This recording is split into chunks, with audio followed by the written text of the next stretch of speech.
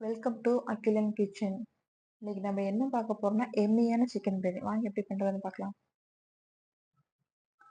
Chicken biryani செய்யறதுக்கு தேவையான பொருட்கள்: சிக்கன் 1/2 கிலோ எடுத்திருக்கேன், பொன்னி அரிசி 1/2 கிலோ எடுத்திருக்கேன், கீ எடுத்திருக்கேன், பிரியாணி மசாலா எடுத்திருக்கேன், பிரியாணி லீவ்ஸ், பட்டை, அன்னாச்சி மூக்கு, கிராம்பு, ஜாதிபத்திரி, ஏலக்காய் எடுத்திருக்கேன், கேஷு, 2 சைஸ் பிக் ஆனியன் எடுத்திருக்கேன், தேவையான அளவு உப்பு, ஜிஞ்சர் கார்லிக் பேஸ்ட், புதினா, கிரீன் சில்லி, கொரியண்டர் லீஃப், கறி லீவ்ஸ், 2 சைஸ் தக்காளி எடுத்திருக்கேன். இப்போ வந்து எண்ணெய் வந்து சூடாயிருச்சு. நம்ம இந்த பிரியாணி இதெல்லாம் போட்டுறோம். தலை, ஏலக்காய், பட்டை, கிராம்பு, ஜாதிபத்திரி இதெல்லாம் போட்டு நல்லா பொரியட்டும். இப்போ வந்து ஆனியன் சேர்த்திக்கலாம்.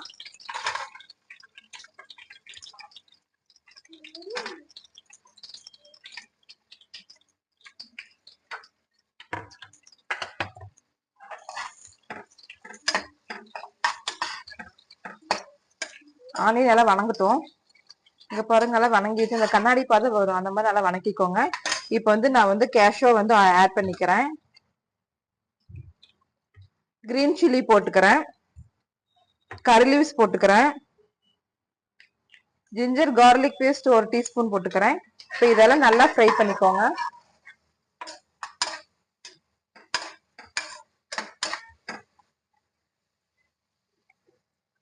வணங்கிருச்சு, இஞ்சி பூண்டு பச்சை வாசம் போயிடுச்சு.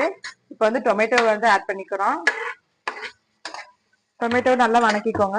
தக்காளி வந்து நல்லா வந்து மசிஞ்சிடணும். தக்காளி உங்களுக்கு எந்த அளவுக்கு மசியும் அந்த அளவுக்கு உங்களுக்கு வந்து டேஸ்ட்டை கொடுக்கும். உப்பு போட்டுக்கோங்க தேவையான அளவு. தக்காளி நல்லா உப்பு போட்டு வணக்கினீங்க நல்லா வணங்கிரும். இங்க பாருங்க, தக்காளி நல்லா தொக்கு மாதிரி வந்துருச்சு. இப்போ நான் வந்து மசாலா வந்து ஆட் பண்ணிக்கலாம். பிரியாணி மசாலா நான் ஒரு 2 டீஸ்பூன் போட்டிருக்கேன். உங்களுக்கு காரத்துக்கு தகுந்த மாதிரி போட்டுக்கோங்க. உங்களுக்கு பிரியாணி மசாலா போட்டு காரம் பத்தலைன்னா ரெட் சில்லி பவுடர் போட்டுக்கோங்க, 1/2 டீஸ்பூன் போட்டுக்கோங்க.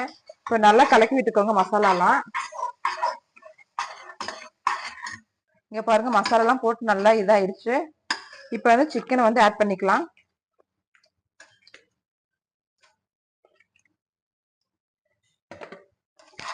நல்லா கிளறி விட்டுக்கோங்க.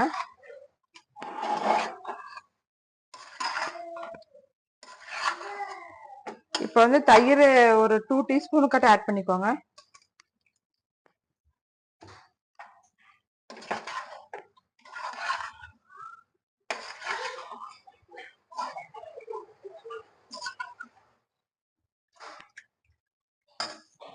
உப்பு போட்டுக்கோங்க சிக்கன் நல்லா இதாகிறதுக்கு.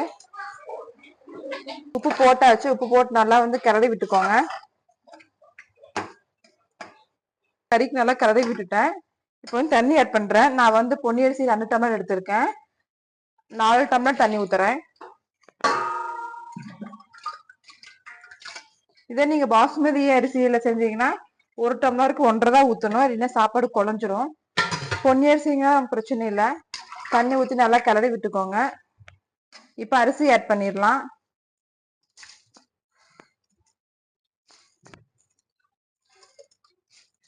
அரிசி போட்டு நல்லா கிளறி விட்டுக்கோங்க. இப்போ வந்து புதினாவை போட்டுக்கோங்க, கொத்தமல்லி தழை போட்டுக்கோங்க. புதினா கொத்தமல்லி தழை போட்டு ஒரு நல்லா கிளறி விட்டுக்கோங்க. உங்களுக்கு உப்பு காரம் தழை போட்டு நல்லா கிளறி விட்டுக்கோங்க. உங்களுக்கு உப்பு காரம் பார்த்தாச்சு, எல்லாம் கரெக்டா இருக்கு. கறியும் அரிசியும் முழுகிற அளவுக்கு தண்ணி இருந்தா போதும் உங்களுக்கு. இப்ப நம்ம வந்து மூடிய போட்டு 3 விசில் வந்ததுக்கு அப்புறம் நான் உங்ககிட்ட காட்டுறேன்.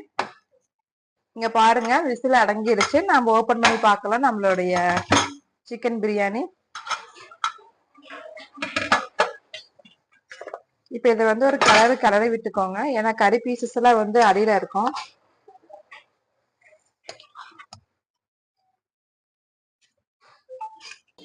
டேஸ்டியான சிக்கன் பிரியாணி ரெடி.